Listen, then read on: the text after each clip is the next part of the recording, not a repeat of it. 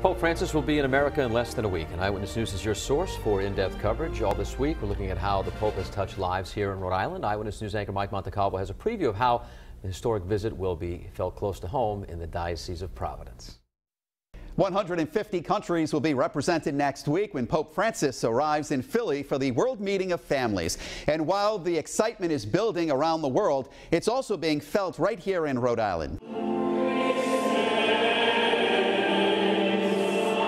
Providence Bishop Thomas Tobin says this trip is not a vacation but a pilgrimage for families to deepen their faith. I asked the bishop about the love affair between the Holy Father and Catholics across the globe.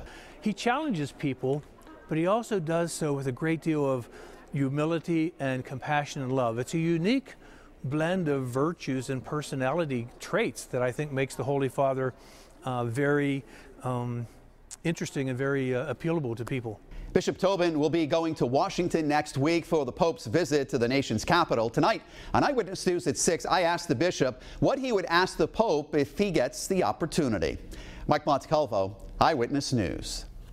Our in-depth coverage of Pope Francis in America continues all this week ahead of the Pontiff's historic visit to the U.S. Bring you more stories of how he's touched the lives of Rhode Islanders. Next week, both Danielle and Mike will be on the road, bringing you live coverage of the Pope's historic visits to Washington, D.C. and Philadelphia.